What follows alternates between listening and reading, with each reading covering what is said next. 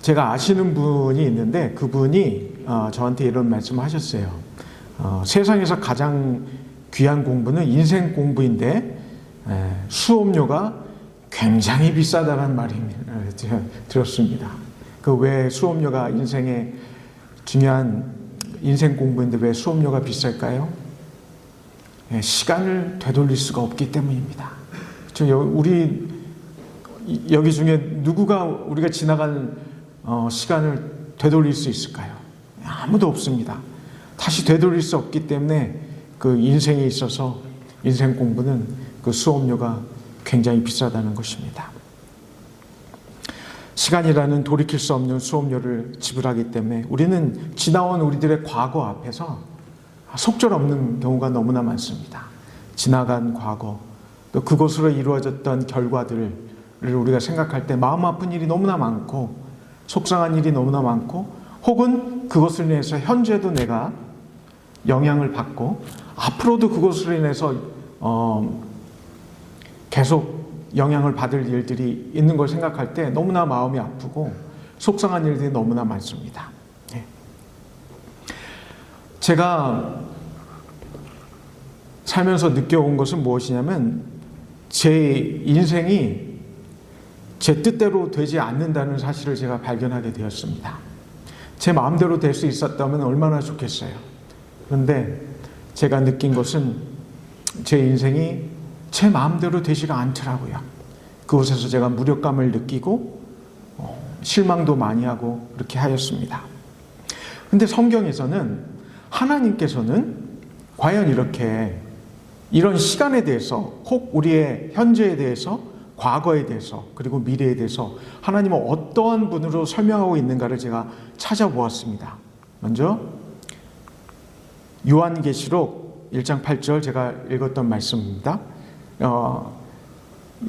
헬라어로 보면은 더 정확하게 나오는데요. 하나님께서는 알파와 오메가로서 예전에도 있었고 지금도 계시고 앞으로도 장차 올 자로 표현하십니다. 그럼 이건 어떤 개념이냐면 하나님이 시간을 창조하셨다는 거 여러분들 믿으세요? 그러면 창조하신 분은 어떨까요? 시간에 대해서 영향을 받지 않는다는 것입니다. 그렇죠? 이거에 우리가 도달하게 됩니다. 우리는 시간 앞에 어쩔 수 없는 존재지만 하나님은 시간을 만드신 존재이기 때문에 시간하고는 상관이 없으신 분이십니다. 초월하신 분이세요. 시편 90편 4절에는 주의 목전에는 천년이 지나간 어제 같으며 밤의 한순간을 같을 뿐임이니라. 그러니 시간을 초월하신 분이기 때문에 천년이 하루 같고 하루가 천년 같을 수 있는 것입니다. 베드로후서 3장 8절에는 이렇게 나옵니다. 사랑하는 자들아 주께서는 하루가 천년 같고 천년이 하루 같다는 이 한 가지를 잊지 마라. 전도서 3장 1절에 이렇게 말씀하고 있습니다. 범사에 기한이 있고 천하 만사가 다 때가 있나니. 그렇죠? 시간을 다스리시는 분이기 때문에 하나님께서는 정해진 때가 있음을 우리는 모르지만 하나님께서는 아신다는 것입니다. 갈라디아서 4장 4절에는 때가 참에 하나님이 그 아들을 보내사 시간을 창조하신 분으로 하나님께서는 하나님의 스케줄대로 예수 그리스도를 이 땅에 보내셨다는 것을 우리가 알 수 있습니다. 더 놀라운 말씀은 예레미야 1장 5절에 내가 너를 모태에 짓기 전에 너를 알았고, 이 말씀을 한번 생각해 보십시오. 우리가 어머니 뱃속에 생기기도 전에 하나님께서는 아신다는 것입니다. 그렇죠? 이게 시간을 능가하신 분만이 이런 말을 하실 수 있는 것입니다.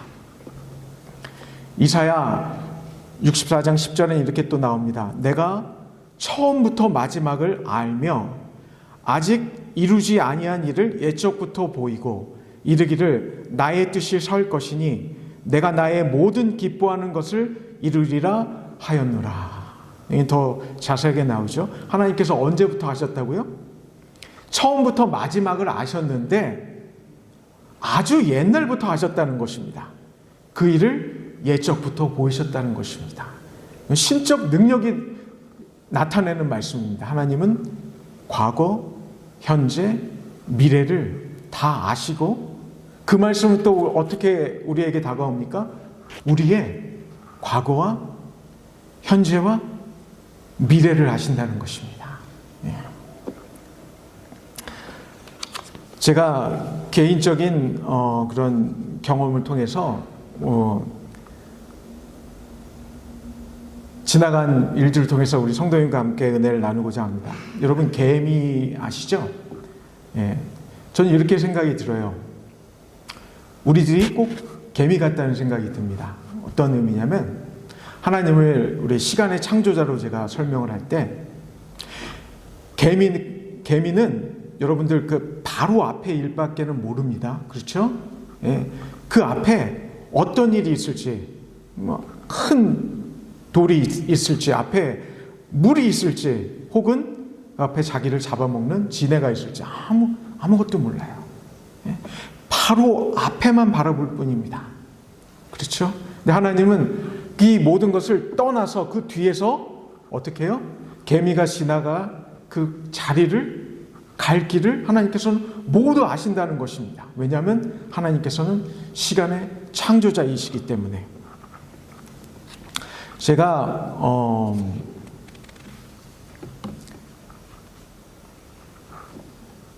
목회를 2006년에 제가 캐나다로 목회를 갔습니다. 목회 가기 전에 제가 신학과에 가려고 마음을 제가 결심을 한 게 고등학교 1학년 때 일이고, 그때서부터 제가 준비를 해왔습니다. 목회자가 돼야 되겠다. 난 신학을 공부하고 싶다라는 생각을 갖고 열심히 제가 고등학교 시절 내내 공부를 열심히 했습니다. 그리고 원하던 대로 제가 신학과에 들어가게 돼서 또한 그곳에서도 제가 열심히 공부를 했습니다. 남대근 목사님 여러분 다 아시죠? 남대근 목사님이 지나가시다가 그런 말씀을 하셨는지 모르겠는데 수업 시간에 이런 말씀을 하셨어요. 공부를 열심히 해야 된다고. 어떻게까지 해야 되냐면 조금만 더 공부를 하다가는 죽을 수도 있겠다 할 만큼 공부를 하라고 그렇게 말씀하셨어요. 왜 그러냐면 설교자가, 목회자가 어떤 준비를 하고 말씀을 할 때 대충 하면 안 됩니다. 왜냐하면 사람의 목숨이 왔다 갔다 하는 일이거든요. 이 영적인 생명이요. 그런데 너무 우리 남 목사님 보실 때는 너무 성의 없게 설교를 준비해서 설교한 모습을 많이 봤던 거예요. 그래서 그렇게 하면 안 되고 정말 최선을 다해서 설교 준비하고 공부를 해서 그렇게 목회자가 돼서 나가라는 말씀을 우리에게 이렇게 하셨던 것 같아요. 제가 가끔 어떤 일에 필이 꽂힌다고 하죠. 그러면은 그거대로 제가 하는 그런 일이 있었습니다. 그게 뭐냐면 바로 남 목사님 하신 말씀대로 공부를 그럼 내가 열심히 해봐야 되겠다라고 생각을 해서 죽기 직전까지 공부를 하라고 그렇게 말씀하셨잖아요. 그래서 제가 생각을 해보니까 죽기 직전까지 내가 해봤던 게 무엇인가 생각을 해보니 군대에서 행군을 하는데 날씨가 너무 더웠어요. 근데 이제 등에 이런 배낭이라고 해야 되나요? 그 온갖 짐들을 다 짊어지고 그 더운 그 여름에 행군을 하는데 부대에 있던 대부분의 그 사람들이 탈진을 했어요. 그 탈진을 하면 어떤 현상이 일어나면 그 머리에 쓴 그 철모가 너무 무겁게 이렇게 느껴지고 그래서 걷는데 기운이 없어서 머리가 이렇게 됩니다. 이렇게 좌우로 흔들리고 몸은 기운이 다 빠져갖고 그런 다음에 어떤 현상이 일어나면 몸에서 이렇게 탈수 현상이 일어나면서 이렇게 여러분 양반 다리를 오래 하고 앉아 있으면은 다리가 무슨 모래로다가 세게 던지면 맞는 것처럼 이렇게 따끔따끔 하잖아요. 따끔따끔까지는 아니더라도 그게 온몸에서 이렇게 일어나더라고요.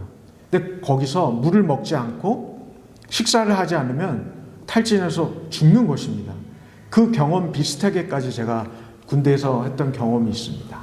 그러면 그렇게까지 내가 공부를 해봐야 되겠다 생각해서 신학과 제가 4학년 내내 열심히 정말 공부를 했습니다. 그래서 몇 주 동안 제대로 안 먹고 제대로 못 자고 공부를 하면 온몸에서 그런 현상이 일어나요. 그렇게 해서 공부를 했더니 당연히 어떻게 되냐면 성적이 잘 나올 수밖에 없는 거죠. 이게 결과적으로요. 그래서 신학과 내에서 제가 공부를 열심히 해서 신학과에서 제가 수석으로 졸업을 할 수가 있었어요. 그리고 그러면 이제 조금 어떻게 해야 되나, 신학과 4학년 때 이제 목회를 나가야 되는데 제가 목회 준비를 하나도 안 했었어요. 공부만 했지 목회 준비를 하나도 안 했습니다. 그 얘기는 뭐냐면 제가 목회자가 되고 싶었는데 목회를 한 번도 전 직업으로 다 생각하고 목회자가 된다는 생각을 한 번도 가진 적이 없었어요. 마음에 떨리는 거예요.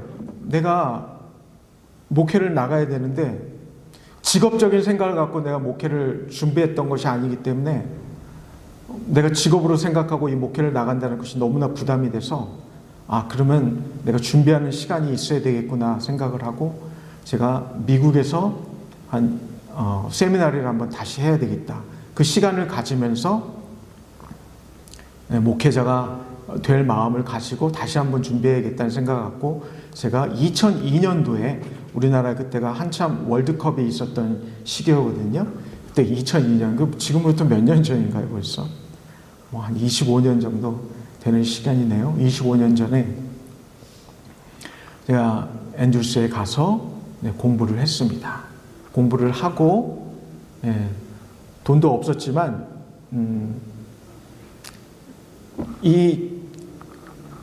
그 공부할 돈을 다 마련하려면은 제가 미국에 가서 공부를 못할 것 같았어요.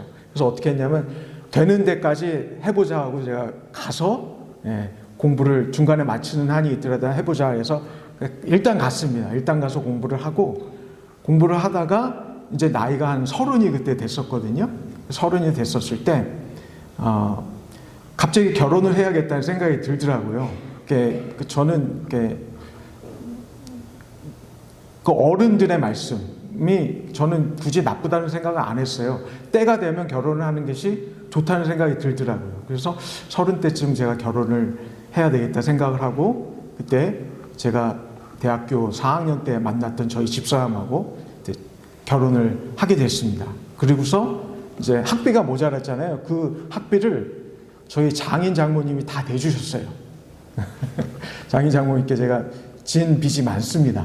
장인 장모님께서 1년 반 정도 그 학비를 대주셔서 제가 공부를 마칠 수 있었습니다. 그렇게 마치고 목회를 제가 나가기 위해서 기도한 결과 어디로 가는 것이 하나님의 뜻이라고 제가 개인적으로 기도 응답을 받았는데 그것이 전 캐나다로 가는 것이었습니다. 솔직히 말씀드리면 굳이 미국에서 공부를 했는데 캐나다까지 가서 목회를 한다는 걸 제가 한 번도 생각을 해본 적이 없어요.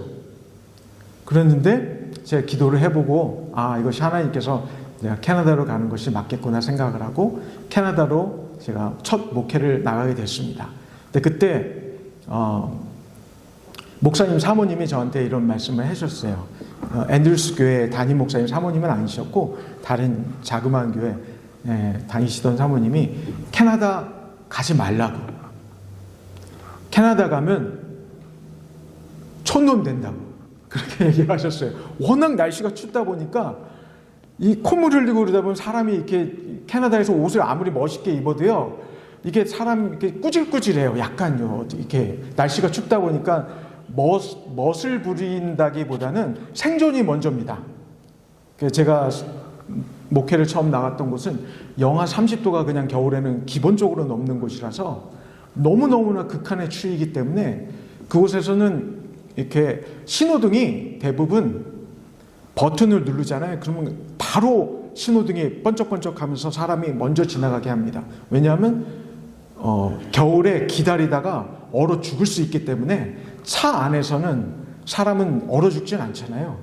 그래서 차 안에서는 뭐 기다려도 되지만 길거리에 나와서 걷는 사람들에게는 그 추위의 기다림이란 너무나도 가혹하기 때문에 바로 신호등이 들어오는 그런 곳에서 제가 첫 목회를 시작을 하게 됐습니다. 그래서 목회를 시작하게 되고 그곳에서 제가 6년 조금 모자라게 2개월 모자라게 5년 10개월 정도를 제가 목회를 하게 되었습니다. 근데 목회를 했는데 나중에 2년 한 반 정도 지났을 때 제 스스로를 제가 돌아보게 됐는데 이런 생각이 들더라고요. 지금까지 제가 목회를 한 것이 제가 원하는 그런 신앙적인 목회 철학이라든가 그것을 한 것이 아니라 교인들의 필요를 공급하는 데만 제가 온 정성을 다 쏟다 보니까 교인들은 많고 저는 한 명인데 그 불만을 제가 다 잠재울 수 없다는 결론에 제가 도달하게 됐어요. 이분을 맞춰주면 이분에게 또 맞추기 힘들고 그러니 목회자가 자기의 목회 철학을 갖고 목회를 해야 되는데 그러지 못하고 뭐라고 해야 되나 베이비시팅만 하다가 제가 끝나는 그러고서 제 자신을 돌아봤을 때 저는 이미 목회에서 지쳐버린 제 자신을 발견하게 됩니다. 그렇게 돼버렸던 2년 반 동안 그러고선 다시 3년이 넘는 기간 동안 이렇게 목회를 하다 보니 어떻게 되냐면 목회에서 이제 목사님 딴 데 가셨으면 하시는 것 같더라고요. 그래서 제 목회를 다른 곳을 찾아봤는데 캐나다의 목회가 갈 수 있는 곳이 5개 내지 4개밖에 한인교회가 없었어요. 정말로 저에게는 힘든 시기가 찾아온 것입니다. 합회에서는 열심히 제가 다른 교회를 갈 수 있도록 도와주시려고 했는데 결론은 제가 못 가게 됐어요. 근데 하루 합회장님이 예고도 없이 그날 전화를 하시고 목회부장님하고 찾아오신다고 하시는 거예요. 오시기 한두 시간 전에. 그래서 무슨 일인가 그때가 일요일이었거든요. 갑자기 오시더니 저희 집에 오셔서 의자에 앉으셔서 저에게 봉투를 하나 꺼내서 저에게 주시는 겁니다. 그 봉투를 읽어보니 뭐냐면 네가 지금 이 자리에서 목회를 그만둔다는 것에 사인을 하면은 3개월치, 4개월치 급여를 주고 너를 보내주겠다, 릴리스 하겠다는 것이었습니다. 저는 너무나도 천천병력과 같은 일이었죠. 그렇게 하고 싶었던 신학 공부, 그렇게 되고 싶었던 목회자가 되었는데 인생이 제 뜻과 같이 되지가 않는 거예요. 이런 일이 있을 것이라는 생각도 못했습니다. 근데 그때 저는 바보같이 어떤 생각을 했냐면 제 생각을 해야 되는데 그 편지를 들고 오신 합회장님 걱정을 제가 했어요. 아니 이분이 얼마나 힘들면은 저를 목회를 찾아주시려다가 힘들면은 이 편지를 갖고 여기에 오셨을까라는 생각을 했습니다. 그래서 이거는 시간의 차이일 뿐이지 내가 나중에는 사인을 하게 되겠구나라고 해서 그러면 고생시키지 말고 이분을 고생시키지 말고 내가 여기서 사인을 해야 되겠구나 해서 그 자리에서 제가 사인을 했습니다. 절 위해서 한 게 아니라 그때 우리 집사님 바로 옆에 있는데요. 저한테 말리려고 하더라고요. 하면 안 된다고. 근데 저는 그때 당시에도 제 생각을 아니 합회장님 걱정을 해갖고 얼마나 고생하신데 여기서부터 여기까지 운전을 해서 찾아오셨겠구나 생각을 해서 바로 사인을 해드리고 저는 목회로부터 이제 자유하게 됐습니다. 그런데 한 3개월까지는 좋았어요. 근데 이 기간이 이렇게 길어지리라고는 저는 생각을 하지 못했습니다. 한 3년 정도 이런 생활을 하니까 저희 딸아이가 생일이 됐는데 딸아이가 뭘 알아요? 아무것도 모르죠. 그 딸아이가 자기 생일이라고 친구들을 모아서 생일 파티를 했으면 좋겠다고, 그 어린아이가, 그 유치원생이었어요 그때는요. 그렇게 했으면 좋겠다고 하는 거예요. 그때 생일을 파티하는 그 장소를 빌리는데 캐나다 달러로 100불이었습니다. 근데 그 100불이를 큰 돈도 아니잖아요. 그 장소 빌려주면 거기서 케이크도 하나 주거든요. 그러면 애들하고 함께 케이크를 이렇게 논아 먹으면 되는데 그 100불이 없어서 제가 이거를 해줘야 되나 말아야 되나 고민하고 있는 제 모습을 발견하게 되는 것입니다. 한 가지 예고요. 그 기간 동안에 제 대인관계가 싹 다 정리가 됐습니다. 저에게 필요한 사람들만 남게 됐어요. 왜냐하면 제가 그런 처지가 됐다고 하니까 저랑 같이 목회를 나갔던 목사들도 저한테 전화 걸기가 얼마나 그래요. 어떻게 지내니 그런 얘기하기도, 그렇게 되니까 저도 연락을 안 하게 되고 저에게 남는 것은 저의 부모님과 혈육들만 가끔씩 전화하게 되고, 그때 생각했을 때 저희 어머님이 칠순이셨거든요. 어머니 아버님 동갑이시기 때문에 제가 어머니 아버님 칠순잔치에 못 갔어요. 우리 친척분들이 아들 지금 뭐 하고 있냐 그러면 뭐 그냥 있다고만 얘기하고 제가 그렇게 불효를 했습니다. 제 인생에서는 이런 시나리오는 저는 없었거든요. 딸이 생일 파티도 100불 때문에 못 해주는, 그렇게 되고, 부모님이 칠순인데 칠순잔치도 못 가게 되고, 이런 불효가 어디 있습니까? 부모님 걱정하게 되고. 그래서 제가 제 인생에 아무런 계획이 없었던, 가만히 있었던 게 아니라, 그러면 회계 공부를 해봐라. 우리 집사람 그 친척분이 이렇게 추천해 주셨어요. 그럼 네가 나중에 합회에서 재무나 그런 일을 하면서 목회를 같이 병행할 수 있지 않겠느냐, 그런 말씀을 하셨어요. 그런가 보다 하고서 제가 공부를 했습니다. 근데 제가 회계 공부를 뭐 해봤습니까? 아무것도 모르는, 데빗, 크레딧도 모르는 그런 상태에서 제가 공부를, 그때가 제가 나이가 40이었습니다. 40에 새로운 일을 한 게 아니라 40에 회계 공부를 시작을 했습니다. 시작을 했는데 저는 그때 알게 됐어요. 뭘 알게 됐냐면 학교를 아무 생각 없이 대충 다닌다고 하더라도 그 들었던 풍월이 얼마나 중요하다는 것을 깨닫게 됐어요. 아무런 회계 공부를 안 한 사람하고 학교 다닐 때 뭐 학사 경고를 맞았더라도 학교를 그 뭐 걸쳐서 갔던 사람하고는 이 질이 달라요. 아무리 들어도 제가 잘 이해를 못 하겠는 거예요. 그걸 들어도. 어찌 회계 시험을 총 4번에 걸칩니다. 4번의 시험을 합격을 해야지 최종 회계사 시험에 합격을 하는데, 그 시험 구성이 어떻게 되냐면 한 시험당 4시간씩이에요. 4시간씩 시험을 봐야 됩니다. 화장실에 갔다 와도 돼요. 그런데 화장실 갔다 오려면 또 다시 지문 찍어야 되고요. 자기 이제 신분증 보여줘야 돼요. 그 시간이 아까워서 그렇게 할 수가 없어요. 그 4시간을 무조건 앉아서 시험을 봐야 됩니다. 그렇게 4번을 합격을 해야 되는데, 그래서 어찌 3과목을 제가 합격을 하고 마지막 한 과목이 남았어요. 그 과목 이름이 BENC라는 과목입니다.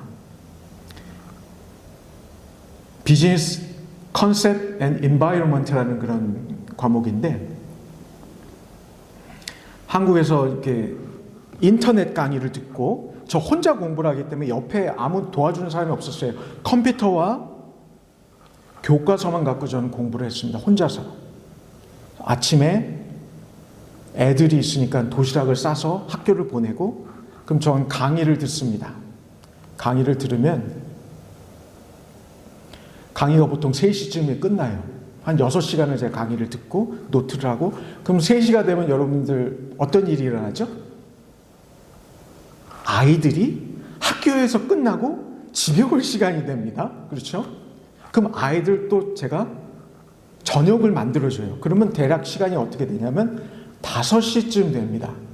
그럼 여러분들 생각해 보세요. 5시쯤 되면 여러분들 어떤 느낌이 나요? 아, 오늘 하루가 끝났구나 하는 느낌이 들죠? 근데 저는 그렇게 할 수가 없는 거예요. 5시가 돼도 바로 가까운 대학인 매니토바 대학에 가서, 매니토바 대학에 밤 12시에 그 도서실이 문을 닫거든요. 그럼 생각해 보세요. 5시부터 12시까지 공부하면 하루에 7시간을 더 공부할 수 있는데 하루를 마감할 수가 없는 거예요. 그래서 밤 12시까지 도서관 문 닫는 시간까지 공부를 했습니다. 하루에 한 정말로 밥 먹는 시간 빼고 뭐 애들 챙겨주는 시간 빼고 하면 14시간, 뭐 아무리 못해도 12시간을 꼬박 앉아서 이렇게 공부를 제가 3년 동안 했었던 것 같아요. 3년 동안. 근데 그때마다 저에게 가장 개인적으로 소중했던 시간이 바로 뭐였냐면, 시험을 4시간이기 때문에 그 체력이 필요하거든요. 그래서 하루에 30분씩 제가 걸었어요. 예. 대학에 가서 도서관에서 공부를 하다가 30분씩 걸으면서 제가 무슨 생각을 했겠습니까? 내가 시험을 합격하면은 정말로 좋겠구나라는 제가 생각을 했었습니다. 그 시험을 합격한 생각을 하면 여러분 어때요? 눈에서 눈물이 나와요. 하루 그 30분 그 너무나도 달콤한 시간이죠. 걸으면서, 학교를 걸으면서 올 때 내가 시험을 합격하면 정말로 기쁘겠구나 생각을 그때 마음에 들더라고요. 그러면서 제가 깨닫게 된 것이 바로 뭐냐면, 우리들의 신앙생활이 이것과 같다. 재림 성도들은 우리들의 삶이 아무리 힘들고 어렵더라도 재림교인들은요, 무엇을 생각하면 우리가 이겨낼 수 있는 거예요? 예수님의 재림을 생각한다면, 그렇죠? 그 영광의 날, 예수님께서 오시는 그 영광을 생각한다면 지금의 이 어렵고 힘든 이 시간을 우리가 어떻게 될 수 있는 거예요? 이겨낼 수 있겠구나. 그렇구나. 제가 그때 생각이 들었습니다. 그런 경험을 통해서.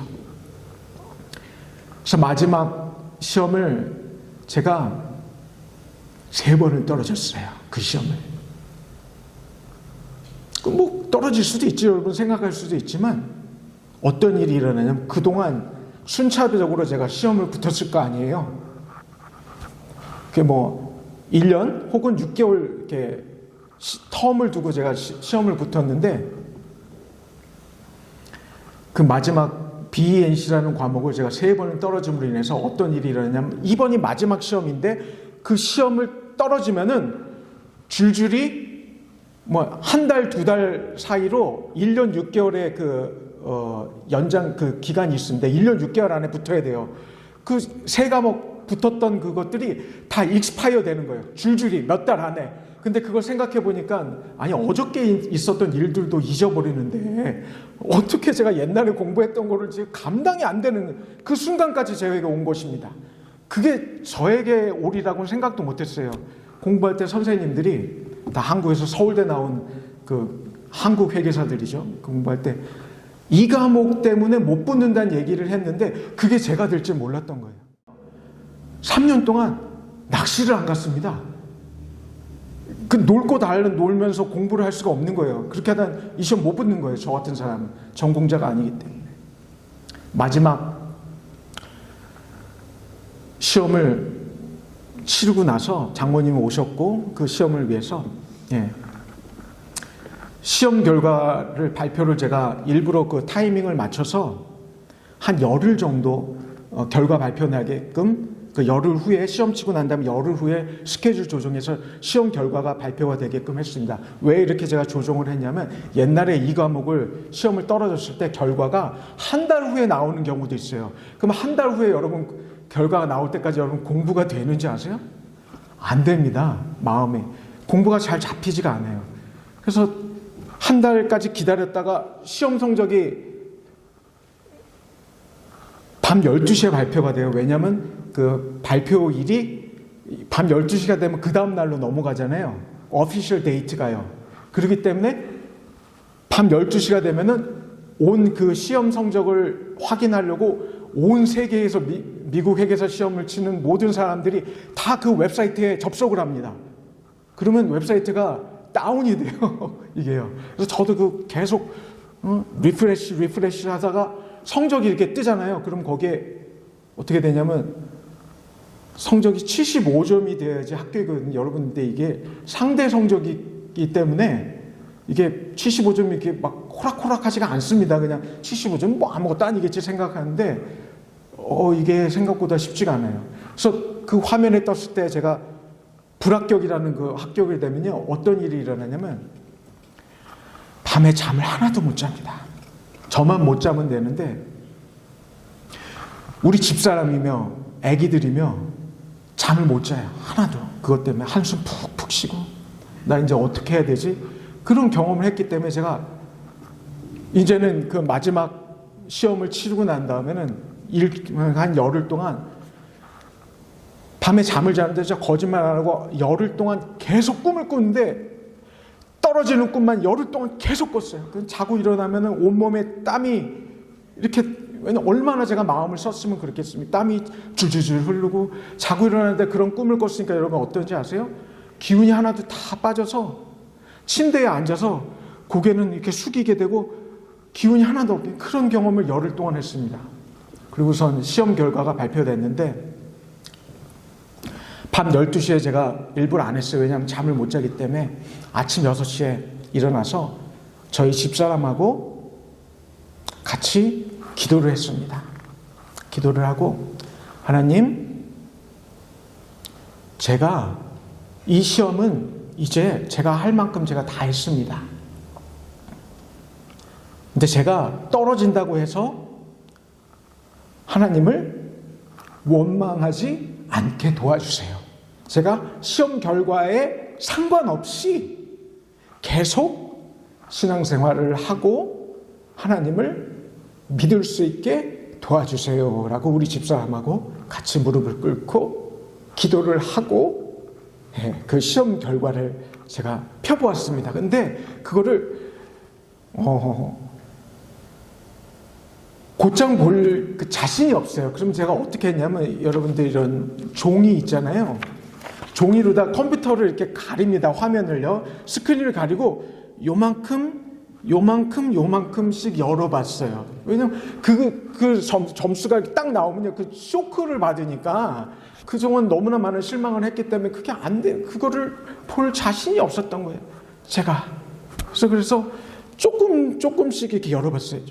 조금씩 열어봤는데 끝에 숫자가 나오잖아요.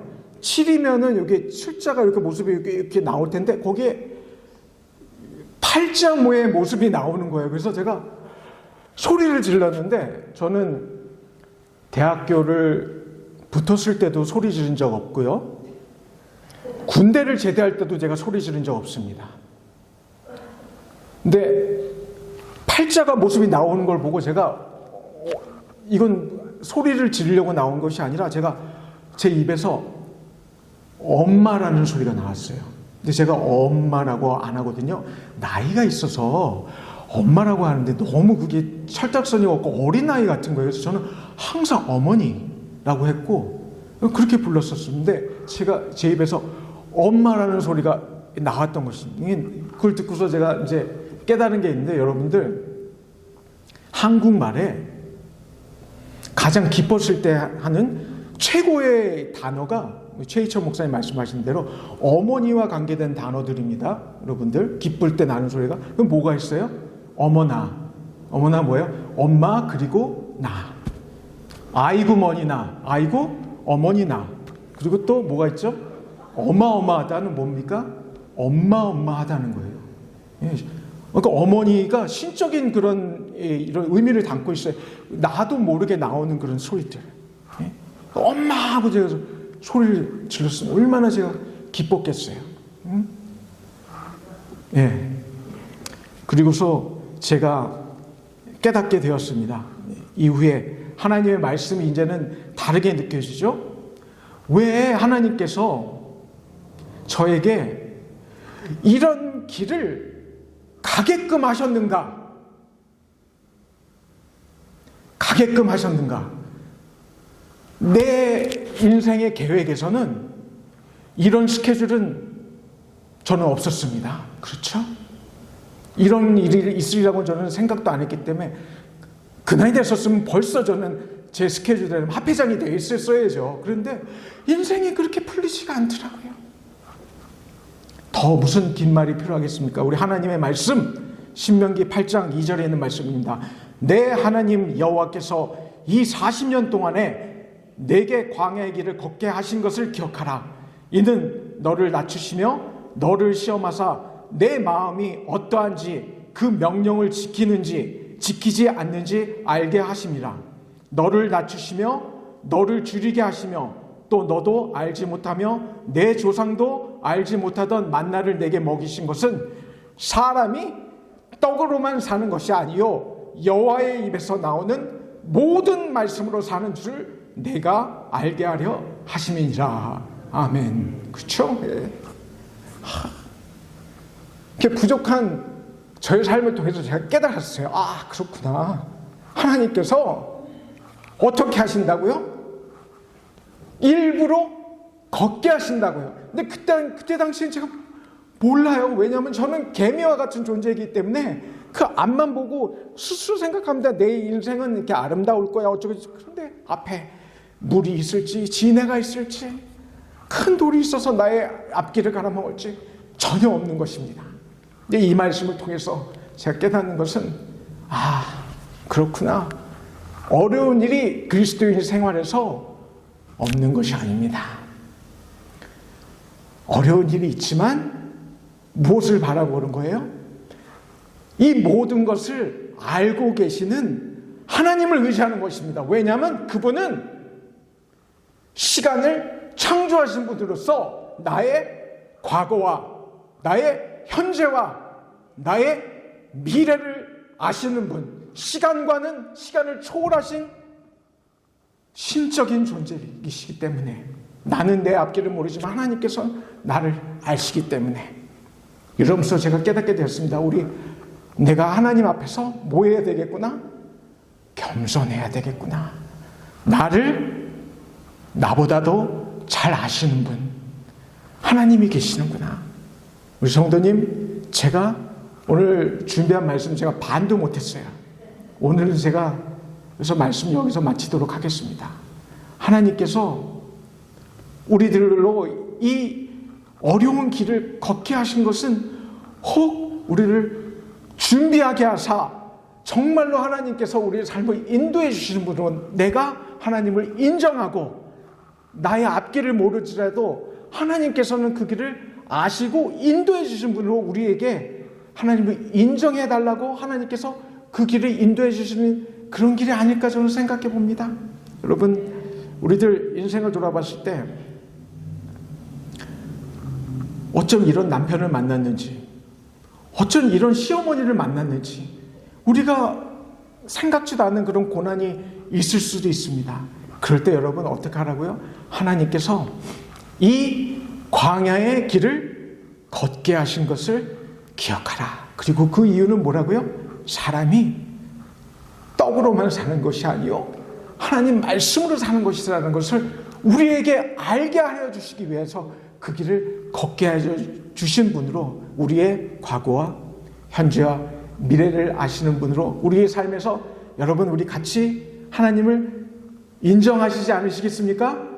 네, 그리스도의 인도하시는 그 능력이 우리 모든 마리에타 교우들의 모든 성도들 마음 가운데 하나님께서 인도해 주시기를 축원하면서 말씀 마치도록 하겠습니다.